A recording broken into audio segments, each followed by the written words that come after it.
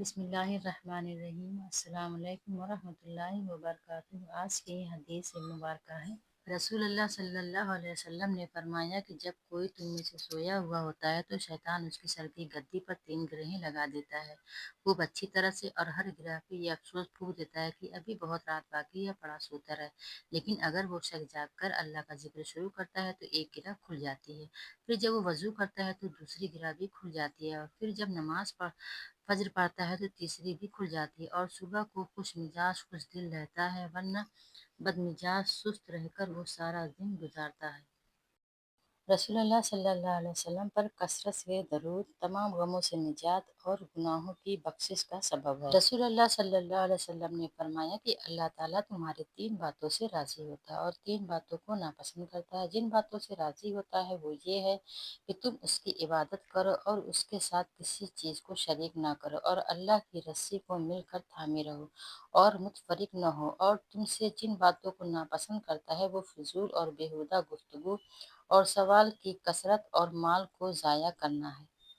رسول اللہ صلی اللہ علیہ وسلم نے فرمایا، جو دنیا میں کسی مسلمان کی پریشانی دور کرتا ہے، اللہ تعالیٰ قیامت کے دن اس کی پریشانی دور فرمائے گا۔ جو کسی تنگ دست کے لیے آسانی پیدا کرتا ہے، اللہ تعالیٰ اس کے لیے دنیا و آخرت میں آسانیاں پیدا فرمائے گا۔ جو بندہ کسی مسلمان کا عیب چھپاتا ہے، اللہ تعالیٰ دنیا و آخرت میں اس کے عیبوں کو چھپائے گا۔ اللہ تعالیٰ تب تک بندے کی مدد فرماتا رہتا ہے جب تک وہ اپنے مسلمان بھائی کی مدد کرنے میں لگا رہتا ہے۔ منافق کی سزا۔ رسول اللہ صلی اللہ علیہ وسلم نے فرمایا، کوئی ایسا شہر نہیں ملے گا جسے دجال پامال نہ کرے گا سوائے مکہ اور مدینہ کے۔ ان کے ہر راستے پر سب بستہ فرشتے کھڑے ہوں گے جو ان کی حفاظت کریں گے۔ پھر مدینے کی زمین 3 مرتبہ کانپے گی، جس سے ایک ایک کافر اور منافق کو اللہ تعالیٰ اس میں سے باہر کر دے گا۔ رسول اللہ صلی اللہ علیہ وسلم نے فرمایا، جب بندہ اچھے انداز میں عبادت کرتا ہے اور پھر وہ بیمار ہو جاتا ہے تو اس پر مقرر کیے ہوئے فرشتے سے کہا جاتا ہے کہ اس کے عمل ویسے ہی لکھتے جاؤ جیسے یہ حالت صحت میں عمل کیا کرتا تھا، حتیٰ کہ میں اسے صحت یاب کر دوں یا اسے اپنے پاس بلا لوں۔ آپ صلی اللہ علیہ وسلم نے فرمایا، کوئی شخص نماز کی وجہ سے جب تک کہیں ٹھہرا رہے گا اس کا یہ سارا وقت نماز میں شمار ہوگا، اور ملائکہ اس کے لیے دعا کرتے رہیں گے کہ اے اللہ اس کی مغفرت فرما اور اس پر اپنی رحمت نازل کر، اس وقت تک جب تک وہ نماز سے فارغ نہ ہو کر اپنے جہاں سے اٹھ کر نہ جائے یا بات نہ کرے۔